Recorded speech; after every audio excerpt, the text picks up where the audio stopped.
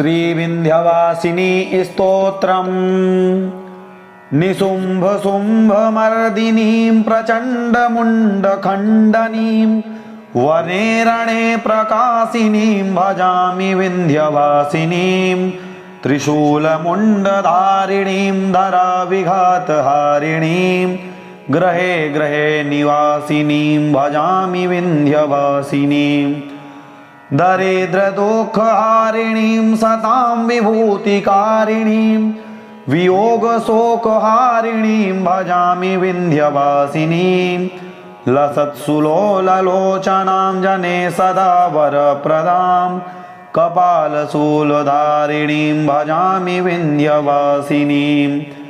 करे मुदा गदाधरीं शिवाशिवप्रदायिनीं वरां वराननां शुभां भजामि विन्ध्यवासिनीं।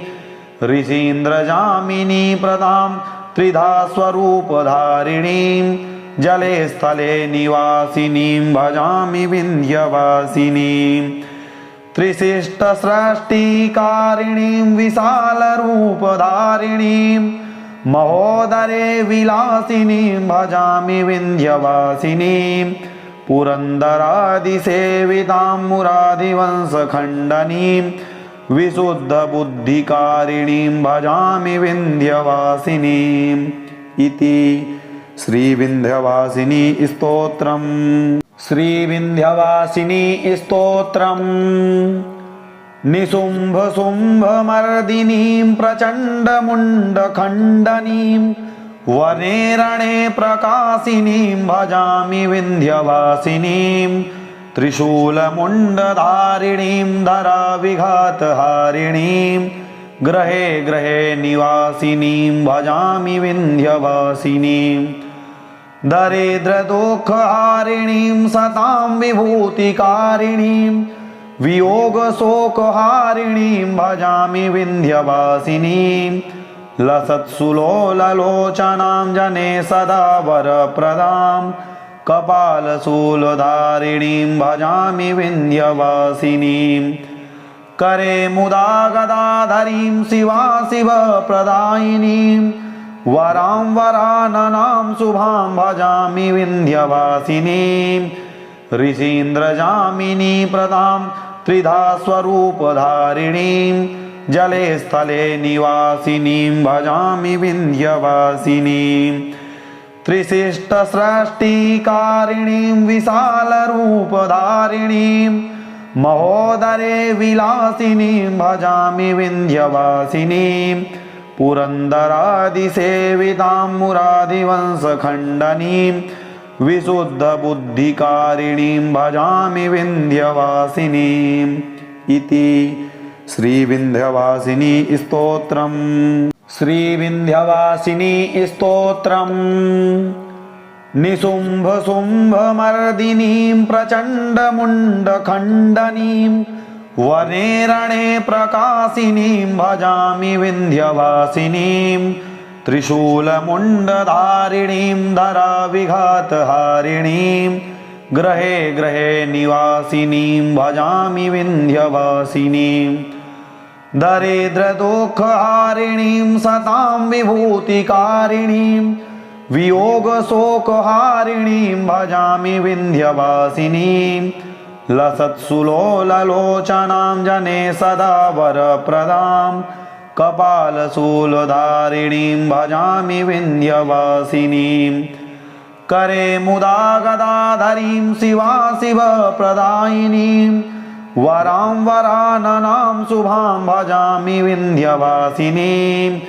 ऋषीन्द्रजामिनी प्रदां त्रिधा स्वरूपधारिणीं जले स्थले निवासिनीं भजामि विन्ध्यवासिनीं। त्रिशिष्टसृष्टिकारिणीं विशालरूपधारिणीं महोदरे विलासिनीं भजामि विन्ध्यवासिनीं।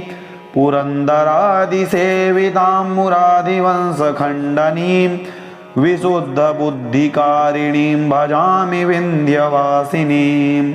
इति श्रीविन्ध्यवासिनी स्तोत्रम्। श्रीविन्ध्यवासिनी स्तोत्रम्।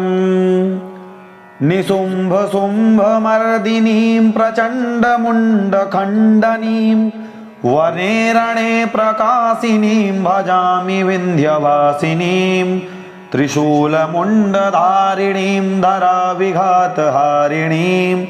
ग्रहे ग्रहे निवासिनीं भजामि विन्ध्यवासिनीं दरिद्रदुःखहारिणीं सतां विभूतिकारिणीं वियोगशोकहारिणीं भजामि विन्ध्यवासिनीं लसत्सुलोललोचनां जने सदा वरप्रदां कपालशूलधारिणीं भजामि विन्ध्यवासिनीं करे मुदा गदाधरीं शिवाशिवप्रदायिनीं वरां वराननां शुभां भजामि विन्ध्यवासिनीं ऋषीन्द्रजामिनी प्रदां त्रिधा स्वरूपधारिणीं जले स्थले निवासिनीं भजामि विन्ध्यवासिनीं त्रिशिष्टसृष्टिकारिणीं विशालरूपधारिणीं महोदरे विलासिनीं भजामि विन्ध्यवासिनीं पुरन्दरादिसेवितां मुरादिवंशखण्डनीं विशुद्धबुद्धिकारिणीं भजामि विन्ध्यवासिनीम् इति श्रीविन्ध्यवासिनी स्तोत्रम्। श्रीविन्ध्यवासिनी स्तोत्रम्। निशुम्भशुम्भमर्दिनीं प्रचण्डमुण्डखण्डनीं वने रणे प्रकाशिनीं भजामि विन्ध्यवासिनीं त्रिशूलमुण्डधारिणीं धराविघातहारिणीं ग्रहे ग्रहे निवासिनीं भजामि विन्ध्यवासिनीं दरिद्रदुःखहारिणीं सतां विभूतिकारिणीं वियोगशोकहारिणीं भजामि विन्ध्यवासिनीं लसत्सुलोललोचनां जने सदा वरप्रदां कपालशूलधारिणीं भजामि विन्ध्यवासिनीं करे मुदा गदाधरीं शिवाशिवप्रदायिनीं वरां वराननां शुभां भजामि विन्ध्यवासिनीं ऋषीन्द्रजामिनी प्रदां त्रिधा स्वरूपधारिणीं जले स्थले निवासिनीं भजामि विन्ध्यवासिनीं त्रिशिष्टसृष्टिकारिणीं विशालरूपधारिणीं महोदरे विलासिनीं भजामि विन्ध्यवासिनीं पुरन्दरादिसेवितां मुरादिवंशखण्डनीं विशुद्धबुद्धिकारिणीं भजामि विन्ध्यवासिनीम् इति श्रीविन्ध्यवासिनी स्तोत्रम्। श्रीविन्ध्यवासिनी स्तोत्रम्। निशुम्भशुम्भमर्दिनीं प्रचण्डमुण्डखण्डनीं वने रणे प्रकाशिनीं भजामि विन्ध्यवासिनीं त्रिशूलमुण्डधारिणीं धराविघातहारिणीं ग्रहे ग्रहे निवासिनीं भजामि विन्ध्यवासिनीं दरिद्रदुःखहारिणीं सतां विभूतिकारिणीं वियोगशोकहारिणीं भजामि विन्ध्यवासिनीं लसत्सुलोललोचनां जने सदा वरप्रदां कपालशूलधारिणीं भजामि विन्ध्यवासिनीं करे मुदा गदाधरीं शिवाशिवप्रदायिनीं वरां वराननां शुभां भजामि विन्ध्यवासिनीं ऋषीन्द्रजामिनी प्रदां त्रिधा स्वरूपधारिणीं जले स्थले निवासिनीं भजामि विन्ध्यवासिनीं त्रिशिष्टसृष्टिकारिणीं विशालरूपधारिणीं महोदरे विलासिनीं भजामि विन्ध्यवासिनीं पुरन्दरादिसेवितां मुरादिवंशखण्डनीं विशुद्धबुद्धिकारिणीं भजामि विन्ध्यवासिनीम् इति श्रीविन्ध्यवासिनी स्तोत्रम्। श्रीविन्ध्यवासिनी स्तोत्रम्। निशुम्भशुम्भमर्दिनीं प्रचण्डमुण्डखण्डनीं वने रणे प्रकाशिनीं भजामि विन्ध्यवासिनीं त्रिशूलमुण्डधारिणीं धराविघातहारिणीं ग्रहे ग्रहे निवासिनीं भजामि विन्ध्यवासिनीं दरिद्रदुःखहारिणीं सतां विभूतिकारिणीं वियोगशोकहारिणीं भजामि विन्ध्यवासिनीं लसत्सुलोललोचनां जने सदा वरप्रदां कपालशूलधारिणीं भजामि विन्ध्यवासिनीं करे मुदा गदाधरीं शिवाशिवप्रदायिनीं वरां वराननां शुभां भजामि विन्ध्यवासिनीं ऋषीन्द्रजामिनी प्रदां त्रिधा स्वरूपधारिणीं जले स्थले निवासिनीं भजामि विन्ध्यवासिनीं त्रिशिष्टसृष्टिकारिणीं विशालरूपधारिणीं महोदरे विलासिनीं भजामि विन्ध्यवासिनीं पुरन्दरादिसेवितां मुरादिवंशखण्डनीं विशुद्धबुद्धिकारिणीं भजामि विन्ध्यवासिनीम् इति श्रीविन्ध्यवासिनी स्तोत्रम्। श्रीविन्ध्यवासिनी स्तोत्रम्।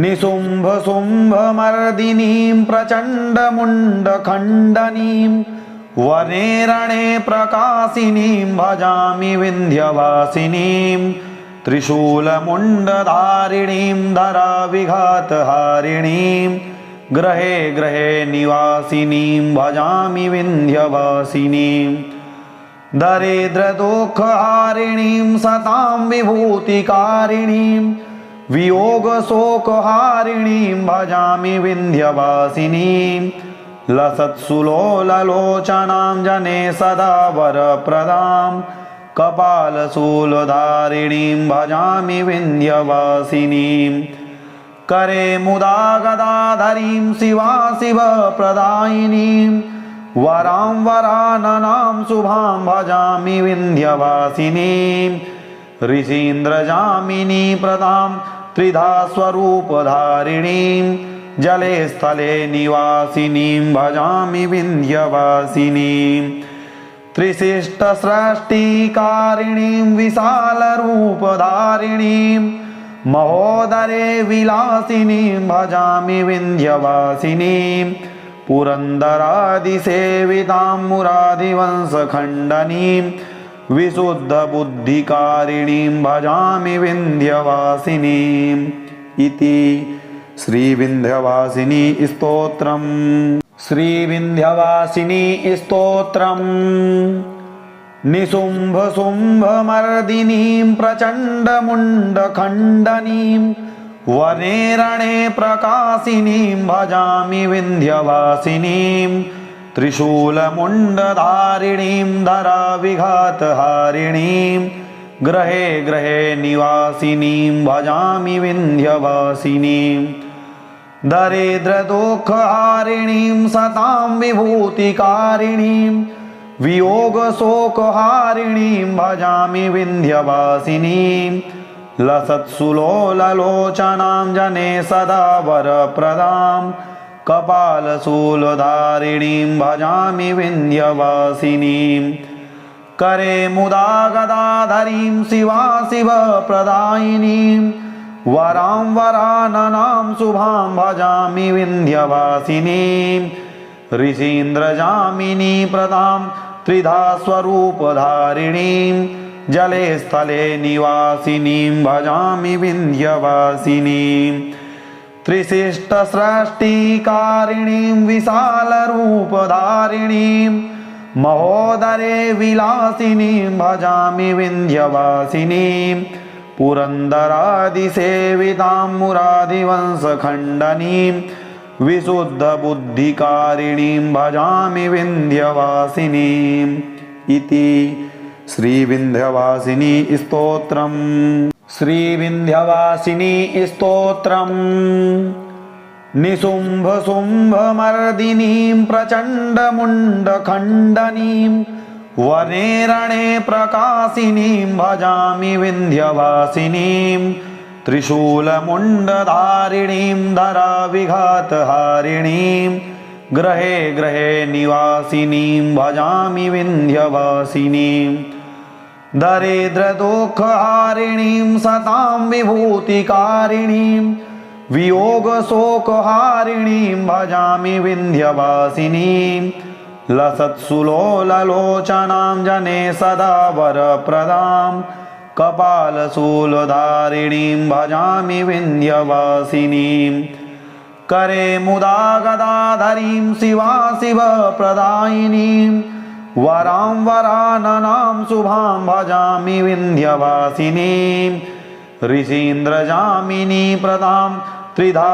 स्वरूपधारिणीं जले स्थले निवासिनीं भजामि विन्ध्यवासिनीं त्रिशिष्टसृष्टिकारिणीं विशालरूपधारिणीं महोदरे विलासिनीं भजामि विन्ध्यवासिनीं पुरन्दरादिसेवितां मुरादिवंशखण्डनीं विशुद्धबुद्धिकारिणीं भजामि विन्ध्यवासिनीम् इति श्रीविन्ध्यवासिनी स्तोत्रम्।